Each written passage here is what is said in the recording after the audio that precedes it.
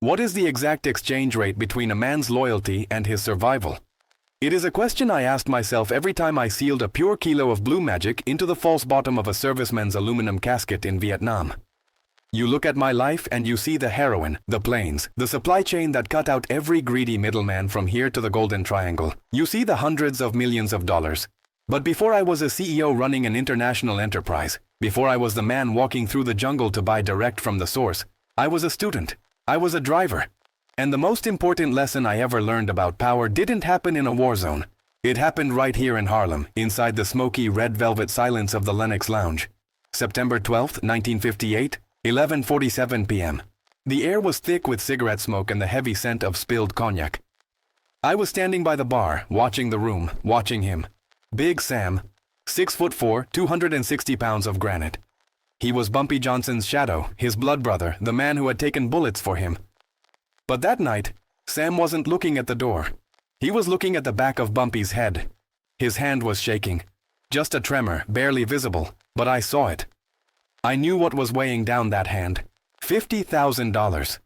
That was the price the 5 families had put on Bumpy's life. The Italians, specifically the Gambinos and the Genoveses, were desperate. They couldn't buy Harlem. They couldn't conquer it, so they decided to decapitate it. They found the one weakness every man has: his family.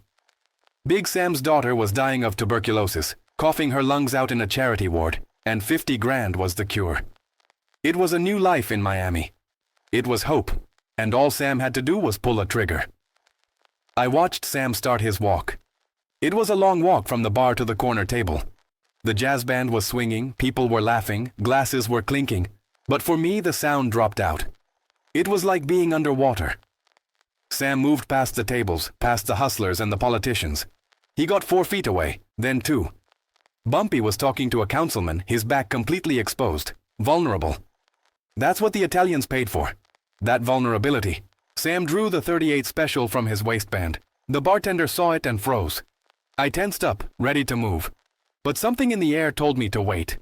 Sam raised the iron. He aimed it directly at the base of Bumpy's skull. This was it. The end of an era. The end of the man who taught me everything. Sam squeezed the trigger. Click. That sound. It was louder than any explosion I have ever heard in my life. The firing pin struck nothing. The room went dead silent. The band stopped. The laughter died. 300 pairs of eyes locked onto Big Sam, who was standing there with a useless piece of metal in his hand, his soul leaving his body. And Bumpy? Bumpy didn't flinch. He didn't duck. He just took a slow sip of his Hennessy, set the glass down on the coaster, and turned his chair around. He looked at Sam with eyes that didn't hold anger. They held something worse. Pity. Bumpy had known for 3 weeks. He knew about the meeting with Tony Maroney in the Cadillac. He knew about the money. He had his gunsmith swap Sam's pistol for a working replica that wouldn't fire. He let Sam walk in there, let him make his choice, let him pull that trigger in front of God and everyone. Why? Because killing a man is easy. Destroying him is art. Bumpy looked Sam dead in the eye and delivered the only verdict that mattered. He was always 3 moves ahead. When Bumpy Johnson died in 1968, he didn't just leave a vacancy, he left a vacuum. And in the laws of physics and the laws of the street, nature abhors a vacuum. The day they put Bumpy in the ground, the sharks started circling. You had the desperate street crews from the Bronx, the small-time hustlers from Brooklyn, and looming over all of them, the 5 families. The Italians. They looked at Harlem and they didn't see a community. They saw a cash register that had lost its cashier. They thought they could walk in, place a few of their own capos on the corners, and drain the life out of 116th Street, just like they had been doing for 50 years. But they made a fatal miscalculation. They looked at me, Bumpy's driver, the quiet man standing in the background with the clipboard and the silence, and they saw a servant. They saw a country boy from North Carolina who knew how to open doors and keep his mouth shut. They didn't realize that for 15 years, while I was driving the car, I was also reading the map. I was studying the infrastructure of the underworld. And I saw the flaw in the design. The hierarchy of Harlem before I took over was a pyramid scheme, and we were at the bottom. It was simple economics, really, but nobody else seemed to care about the math. A kilo of heroin started in the poppy fields of Turkey. It went to the Corsicans in Marseille, the French connection. By the time it got to New York, the Italians had their hands on it. They stepped on it, diluted it, mixed it with milk sugar, quinine, and caffeine until it was barely 10% pure. Then they sold it to the black gangsters in Harlem at a markup that would make a Wall Street banker blush. We were paying retail prices for a wholesale product that was mostly garbage. We were the middlemen's middlemen. I looked at that system and I realized that Bumpy, God rest his soul, was a king, but he was a king renting his throne from the Genovese family. I didn't want to be a tenant, I wanted to be the landlord. I knew that to rule Harlem, I had to break the spine of the Italian monopoly. I couldn't beat them with guns. They had more soldiers. I had to beat them with logistics. While the rest of the country was watching the nightly news about the war in Vietnam with horror, I was watching it with opportunity. I saw a direct line to the source, the Golden Triangle. Thailand, Laos, Burma. That's where the poppy grew. That's where the product was pure. I realized that if I could skip Marseille, skip the French, skip the docks in New Jersey, and skip the Italians entirely, I could bring a product to the street that was 100% pure for a fraction of the cost. I could sell a Rolls-Royce for the price of a Chevrolet. That is how you bypass the mob. You don't ask for permission. You change the market so drastically that they become obsolete. Let me explain what true power looks like. It isn't a gun in your face. It's leverage. And I established that leverage through 3 very specific demonstrations of my new reality. First, there was the product itself, Blue Magic. That wasn't just a name, it was a brand promise. When I brought that first shipment in, hidden in the false bottoms of the coffins of our fallen soldiers, I didn't step on it. I didn't cut it. I put it on the street at 98% purity. The Italians were selling garbage that was maybe 12% if you were lucky. The moment Blue Magic hit the veins of Harlem, the competition didn't just lose, they ceased to exist. I remember driving down 116th Street and seeing the lines. They wrapped around the block, 4 deep. People were coming from the Bronx, from Queens, from New Jersey. White folks in suits, musicians, mechanics. They walked right past the Italian supplied dealers to wait 2 hours for my product. That is economic power. I didn't have to threaten the Italian dealers. I just starved them out. Their customers became my customers because the market never lies. Second, I had to handle the inevitable confrontation. The Italians didn't take kindly to losing millions of dollars a week. A representative from the Lucchese family, a man named Vinny, came to see me at a club on 125th Street. He sat down without asking, lit a cigar, and told me that I needed to pay a 20% street tax if I wanted to keep operating. In the old days, under Bumpy, we would have negotiated. We would have settled on 10% and called it the cost of doing business. But I wasn't Bumpy. I looked Vinny in the eye and I laid a single kilo of Blue Magic on the table. I told him to test it. He dipped his pinky, tasted it, and his face went pale. He knew what he was looking at. I told him that I wasn't going to pay him a tax. I told him that if his family wanted to stay in the heroin business, they would be buying from me. I set the price. I controlled the flow. I told him I was now the wholesaler and he was the customer. He walked out of that club sweating, not because I threatened his life, but because I threatened his relevance. From that day on, the 5 families didn't tax me. They bought from me. I had reversed the entire food chain of New York City crime. Third, and perhaps most importantly, I solidified my power through the community. Bumpy taught me that you can't rule over people who hate you. You have to be a resource. But where Bumpy was a protector, I was a provider. I bought Harlem. I don't mean I bought the buildings, I mean I bought the hearts. Thanksgiving 1970. I didn't just hand out a few turkeys. I bought a trailer truck. I parked it right there on the avenue and I handed out thousands of turkeys. I stood there for 6 hours, handing them out personally. I paid rents. I bought toys for Christmas. I built a wall of loyalty so thick that the police couldn't penetrate it. When the narcs came looking for Frank Lucas, nobody knew a thing. Frank who? The nice man who paid for my grandmother's medicine. Never seen him do anything wrong. That is the ultimate power. When the community protects you not out of fear, but out of gratitude. I wasn't just a drug dealer to them. I was the bank. I was the welfare system. I was the government of Harlem. So, you ask about the hierarchy? I dismantled it. I took the Italians off the top of the pyramid and I put myself there. I cut out the middlemen, the corrupt cops, the diluted product, and the excuses. I ran Harlem like a Fortune 500 company. I had the best product, the lowest overhead, and the absolute loyalty of my consumer base. The Italians had history, but I had the future. And in the drug business, the future is the only thing that costs more than the product. I was no longer the student in the back seat. I was the man driving the car. And for the first time in history, a black man from North Carolina owned the road. But owning the road is one thing. Keeping the other drivers from running you off of it?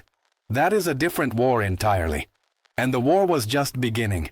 You want to know what the most expensive commodity in the world is? It isn't gold, it isn't oil, and it sure as hell isn't heroin, even if it's 98% pure blue magic straight from the Golden Triangle. The most expensive commodity in the world is trust. You can't buy it, you can't steal it, and once you spend it, you never get it back.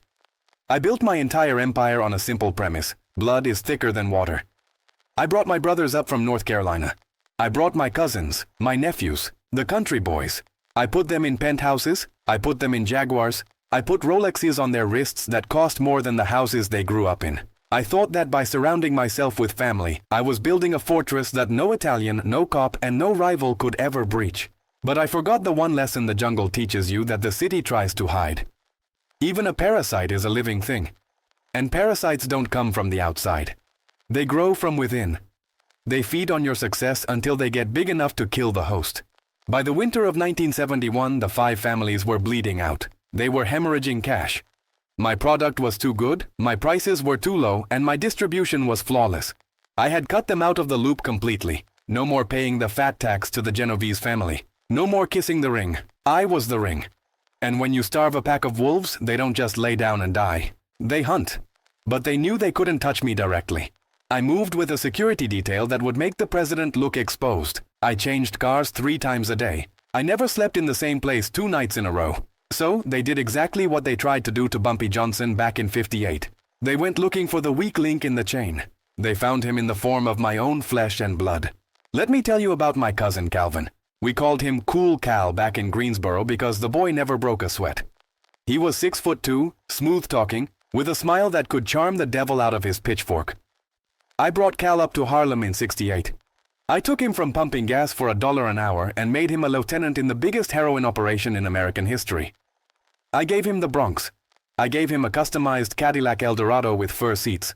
I gave him respect. But Cal had a problem. He didn't just want to be rich, he wanted to be famous. He liked the flash, he liked the cameras. He started wearing chinchilla coats to the fights, started talking too loud in the clubs, started believing that he was the reason Blue Magic was king, not just the delivery boy. Envy is a slow poison. It doesn't kill you fast like cyanide. It rots you from the inside out. Cal looked at me sitting at the top and he didn't see the work.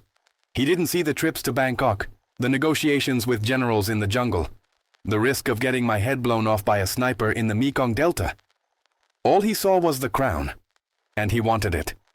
November 14th, 1971. That was the night the conspiracy took shape. The meeting wasn't held in Harlem. It was deep in Brooklyn, in a place called the Midnight Social Club on Avenue U. It was Genovese territory, a nondescript brick building with blacked-out windows and a steel door that only opened if you knew the guy behind it. Inside, the air was stale, smelling of cheap cigars, garlic, and old betrayal. 3 men sat at a round table in the back room under a single flickering bulb. First, there was Sal the Hammer DiMasso, a capo for the Genovese family.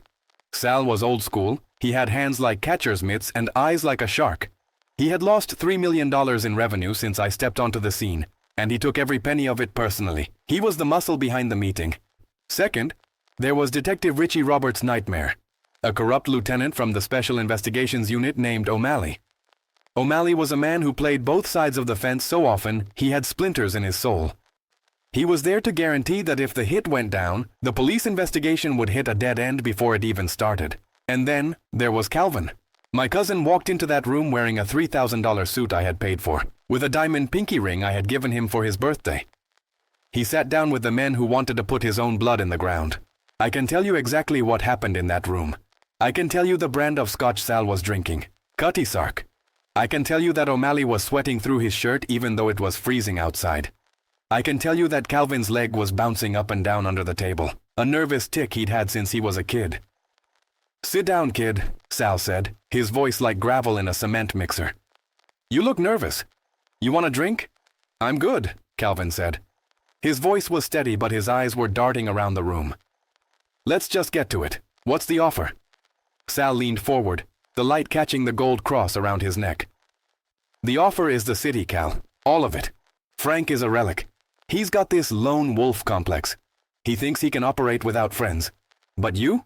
You're smart. You understand cooperation. We take Frank out of the equation, and the supply line belongs to you. But the distribution? The territory? We split it. 50-50. You get the product in, we move it through our channels. Everyone gets rich. No more war. Calvin licked his lips. And Frank? Frank has an accident, O'Malley chimed in. A traffic stop gone wrong. A robbery. Maybe a rival gang from Bed-Stuy. It doesn't matter. The point is, the badge will look the other way. The file goes into the shredder. You walk away clean, and you walk away the king of New York. Calvin looked at the two of them. He looked at the promise of power. He thought about the shadow I cast, a shadow he had been standing in his entire life. He thought about being the man, not the man's cousin. I can't do it myself, Calvin said softly. Frank is too careful. He's got eyes everywhere. We don't need you to pull the trigger, Sal said, smiling that shark smile. We just need you to open the door. Christmas Eve, Frank is throwing that party at Small's Paradise. He'll be relaxed. He'll be drinking. Your security. You control the guest list. You let two of my guys in through the kitchen. That's it. You go to the bathroom at midnight. By the time you come out, the throne is yours. Calvin was silent for a long moment. Then he nodded. 50%, he said. And I want the downtown route. Done, Sal said. They shook hands. The deal was sealed. A blood pact signed in invisible ink. Calvin walked out of that club thinking he had just made the deal of the century. He thought he was Einstein. He thought he was Machiavelli. He didn't realize he was just Judas with a better tailor. Because here is the thing about being Frank Lucas. Here is the thing about running an empire that spans the globe. You don't just buy heroin. You buy information. You buy silence. You buy the very air people breathe. What Calvin didn't know, what Sal didn't know, what that crooked cop O'Malley didn't know, was that the Midnight Social Club employed a janitor named Old Man Jenkins. Jenkins was a black man from North Carolina, 60 years old, stooped over, invisible to men like Sal DiMasso. To them he was furniture. He was the guy who emptied the ashtrays and mopped the floors. They didn't see him. They spoke freely in front of him because you don't lower your voice for the furniture. But Jenkins saw them. Jenkins had a granddaughter who needed kidney surgery 3 years ago. I paid for it. Cash. I didn't ask for a favor. I didn't ask for a repayment. I just did it because that's what a king does for his people. And Jenkins never forgot. 2 hours after that meeting broke up, I was sitting in my office on 116th Street. The phone rang. It was Jenkins. He didn't say much. He didn't have to. He just told me who was in the room. He told me the time. And he told me the date. Christmas Eve, Small's Paradise, the kitchen door. I hung up the phone and I sat there in the dark. I didn't scream. I didn't throw the glass against the wall. I felt a coldness settle in my chest. A coldness that was deeper than the winter wind blowing outside. It was the chill of clarity. You see, betrayal is painful, yes. It hurts to know that your own blood would sell you out for a piece of the pie. But in my line of work, betrayal is also a gift. It reveals the landscape. It shows you exactly where the landmines are buried. Calvin thought he was playing chess. He thought he was 3 moves ahead. But he didn't realize he was playing on my board. He didn't realize that I had already won the game before he even moved his first pawn. I looked at the calendar on my desk. December 14th. 10 days until Christmas Eve. 10 days to let Calvin think he was a genius. 10 days to let him walk around with that secret burning a hole in his pocket. 10 days to prepare a reception for Sal's hitmen that they would never forget. I called my brother, Huey. Get the boys, I said. We have work to do. What kind of work, Frank? Huey asked. House cleaning, I said. We've got some rats in the basement. Most men would have killed Calvin that night. They would have dragged him into an alley and put a bullet in his head. But that's checkers. That's reactive. That's emotional. I don't play checkers. I needed to send a message, not just to Calvin, but to the Genovese family, to the corrupt cops, to every single person in Harlem who thought they could take a shot at the king. I needed to show them that you don't conspire against Frank Lucas. You survive Frank Lucas. If you're lucky. So, I waited. I watched Calvin for the next week. I watched him smile at me at dinner. I watched him play with my kids. I watched him toast to my health, the glass trembling just slightly in his hand. It was a fascinating performance. He was so confident, so arrogant in his treachery. He had no idea that he was a dead man walking. He had no idea that the kitchen door he promised to open wasn't going to lead to my death. It was going to lead to hell. The conspiracy was real, the betrayal was absolute. But what they failed to calculate was the variable they could never understand. Loyalty isn't something you buy with a split of the profits. Loyalty is something you build, brick by brick, act by act, until you have an army of invisible men like Jenkins who will walk through fire for you. The Italians had the money, the cops had the badges, Calvin had the ambition. But I had the streets. And the streets are always watching. Christmas Eve was coming. And I was going to give them a gift they would never be able to return. The war they wanted? They were about to get it. But it wasn't going to be the war they planned. It was going to be a slaughter. And when the smoke cleared, there would be no doubt left in anyone's mind about who owned New York. The student was gone. The master was here. And class was about to be in session. December 24th, 1971, Small's Paradise, 11:30 p.m. There is a specific sound that champagne makes when it is poured into 300 crystal flutes simultaneously. It is a sound like rain, like money, like success. The air inside the club was heavy with it, mixed with the scent of expensive perfume, Cuban cigar smoke, and the deep roasting aroma of prime rib. On stage, the Chi Lights were singing about love, their voices smooth as silk, floating over the crowd of hustlers, judges, athletes, and stars who had come to pay homage to the new king of Harlem. I stood on the balcony overlooking the dance floor, wearing a tuxedo that cost more than the house I was born in. I held a glass of ginger ale. I never drank when I was working, and I was always working, and I watched the celebration of my own empire. To anyone looking up at me, I was the picture of untouchable power. I was the man who had brought the purest product in the world to the streets. I was the CEO of the heroin trade. But I wasn't watching the dancers. I wasn't watching the politicians shaking hands, or the women showing off their furs. I was watching my cousin Calvin. He was down near the bar, wearing that chinchilla coat, laughing too loud, drinking too fast. He was checking his gold Rolex every 3 minutes. He looked like a man having the time of his life, but I knew better. I saw the sweat beading on his forehead despite the air conditioning. I saw the way his eyes kept darting toward the double swing doors of the kitchen. He was waiting for midnight. That was the signal.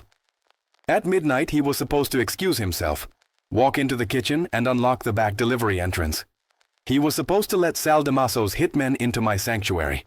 He was supposed to trade my life for a crown that was too heavy for his head. I checked my own watch, 11:45 p.m., 15 minutes. I adjusted my cufflinks, took one last look at the party, at the illusion of peace, and turned to my brother Huey. He was standing in the shadows behind me, his face like stone. "Is everything in place?" I asked softly. "Tight as a drum, Frank," Huey said. "The kitchen is clear. The staff has been sent home with a Christmas bonus. It's just us." "And the guests outside?" "They're in the alley, waiting for the door to open." "Good," I said. "Let's go wish my cousin a Merry Christmas."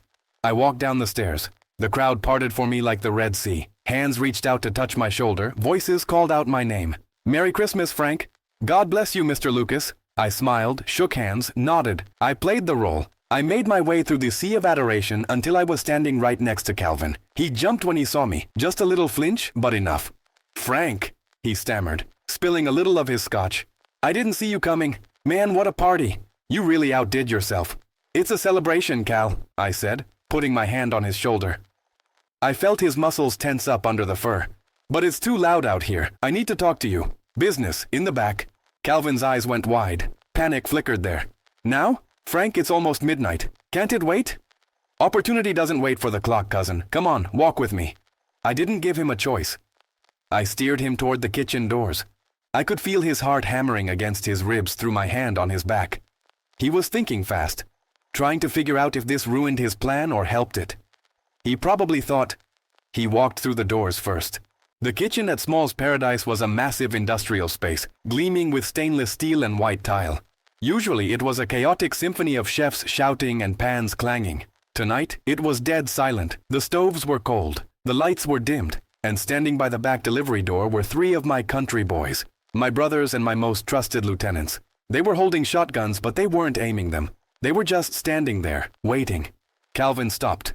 He looked at them, then back at me. "Frank, what is this? I thought you said we were talking business." "We are," I said, my voice dropping to a register that froze the air in the room. "We're talking about the business of loyalty. Check your watch, Cal." He looked down at his wrist, his hand trembling violently now. What? The time. Check it. It's 11:55. 5 minutes early, I said. But I hate to keep guests waiting in the cold. I nodded to Huey. Huey stepped forward and threw the bolt on the back delivery door. He swung it open. Calvin gasped, taking a step back, expecting to see Sal's hitmen storm in with guns blazing. He expected chaos. He expected my death. Instead, 2 men stumbled into the room. They weren't storming. They were shoved. They were Sal DiMasso's best shooters, 2 Italians from the Bronx known for doing messy work. But right now, they looked like frightened children. Their hands were zip-tied behind their backs. Their mouths were duct-taped shut. Their noses were broken, blood streaming down onto their expensive leather jackets. Behind them stood Red Top and Little Zach, my enforcers, holding the pistols they had taken off the Italians. We had been waiting in the alley for an hour. We picked them up before they even got out of their car. I looked at Calvin. His face had gone the color of ash. He backed up until he hit a prep table, knocking a tray of silverware to the floor with a crash that echoed like a gunshot. "You see, Cal," I said, walking slowly toward him. "You made a mistake. You thought the game was about guns. You thought it was about muscle. But the game is about information. You sat in a room in Brooklyn and sold me out for 50% of a kingdom you don't even understand. You didn't see the janitor, did you? You didn't see the man mopping the floor while you signed my death warrant." "Frank, please," Calvin whispered, tears welling up in his eyes. "They forced me. They said they'd kill me if I didn't." "Stop," I said. The word was a slap. "Don't insult my intelligence. Sal didn't force you. He seduced you. He offered you the chair and you wanted to sit in it. You wanted to be the man." I reached out and grabbed the lapels of his chinchilla coat. "You like this coat, Cal? I bought it." I ripped it off his shoulders and threw it on the dirty tile floor. "You like that ring?" I grabbed his hand. He tried to pull away, but I squeezed his fingers until I felt the bones grind. I pulled the diamond pinky ring off his hand. "I bought this too." "Frank, I'm family," he screamed. "I'm your blood." "That is the only reason you are still breathing," I said. "If you were anyone else, you would be on the floor next to that coat with a hole in your head. But I don't kill family. Not on Christmas." I turned to the 2 Italian hitmen. They were on their knees, eyes wide with terror. They knew the rules. They knew they had failed. I didn't need to kill them. Sending them back to Sal like this, disarmed, beaten, and humiliated, was a message louder than a funeral. "Get them out of here," I told Red Top. "Put them in a cab. Send them back to the Midnight Social Club. Tell Sal that if he ever sends anyone to my house again, I won't send them back. I'll send him their heads in a box of blue magic." Red Top dragged the Italians out. The door slammed shut. Now it was just me, my brothers, and Calvin. He was shivering, stripped of his coat, stripped of his dignity, standing in his silk shirt which was now soaked with sweat. "What? What are you going to do to me?" Calvin asked, his voice barely a squeak. I reached into my pocket and pulled out an envelope. I tossed it onto the stainless steel table. "That is a bus ticket," I said. "Greyhound, one way, back to Greensboro." Calvin looked at the ticket, then at me. "Greensboro? Frank, I can't go back there. I'm somebody here." "You were somebody," I corrected him. "Because I made you somebody. Now? You're nobody. You are a ghost. You leave tonight. You don't pack a bag. You don't say goodbye to your girlfriends. You get on that bus and you ride it until the pavement turns to dirt." I leaned in close, my face inches from his. I let him see the coldness in my eyes, the absolute absence of forgiveness. "If I ever see you in Harlem again, Calvin, if I ever hear your name mentioned in the 5 boroughs, the family discount expires. Do you understand me?" He nodded, tears streaming down his face. He was broken. I had taken his pride, his future, and his identity. Death would have been a mercy. This was a life sentence of what if. "Get him out of my sight," I said, turning my back on him. Huey grabbed Calvin by the arm and marched him out the back door into the cold winter night. No coat, no money, just a ticket to nowhere. I stood there for a moment in the silence of the kitchen. I adjusted my tuxedo jacket. I checked my reflection in the stainless steel refrigerator door. I looked calm. I looked like a businessman. I looked like a king. I pushed through the swing doors and walked back out into the party. The music hit me like a wave. The stylistics were singing "You Are Everything." The champagne was still flowing. The laughter was still ringing. Nobody knew that a coup had just been crushed. Nobody knew that the line of succession had just been severed. I walked up the stairs to the balcony, took my spot at the railing, and looked down at my kingdom. Sal DiMasso had tried to take it. Calvin had tried to steal it. And they had both learned the hard way that you cannot steal what you cannot hold. I raised my glass of ginger ale to the room. "Merry Christmas," I whispered to myself. I had won the battle. I had secured the throne. But as I looked down at the crowd, at the smiling faces of people who would eat me alive if I ever showed weakness, I realized something. Bumpy Johnson was right. The higher you climb, the less oxygen there is. And trust? Trust is a luxury that men like me can't afford. I was the king of Harlem, and I was the loneliest man in the world. But the war wasn't over. The Italians were embarrassed, and embarrassment breeds vengeance. Sal DiMasso wouldn't stop. The police wouldn't stop. And now I had to be sharper, colder, and more ruthless than ever before, because the only thing harder than getting to the top is staying there, and I intended to stay there forever. Sal DiMasso didn't send an army the next day.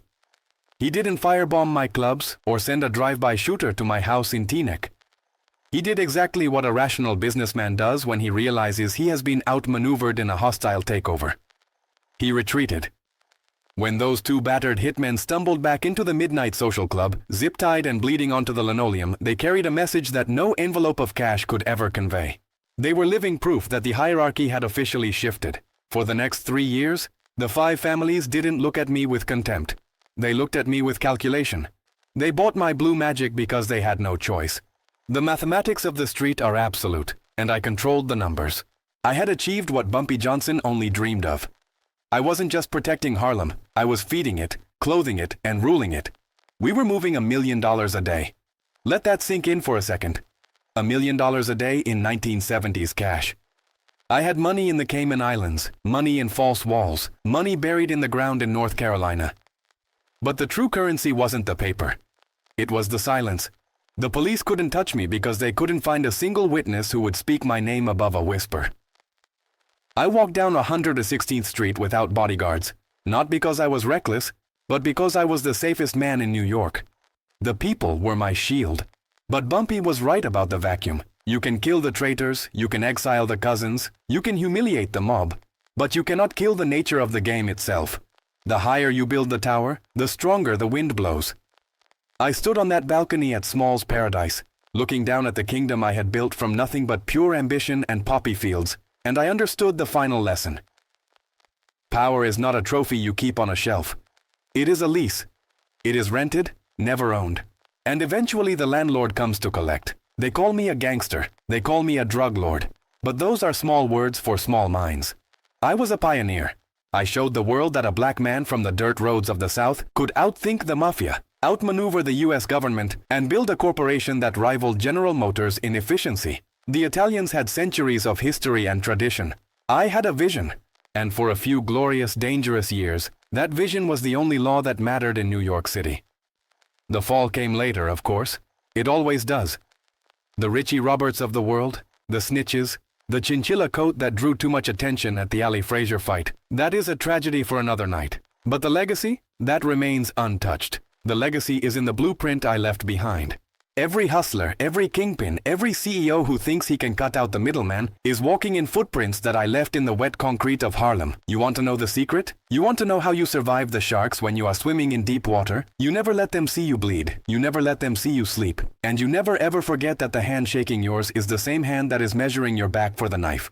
I survived because I respected the game enough to know that nobody wins forever. You just try to stay at the table longer than everyone else. If you want to understand the real history of Harlem, the stories they don't put in the history books or the Hollywood movies, you need to stay right here. We are just scratching the surface of the underworld. Do yourself a favor, hit that subscribe button and turn on the notifications. Next time, I'm going to tell you about the day the feds finally came knocking and why the cage couldn't hold the king. This is Frank Lucas, and class is dismissed.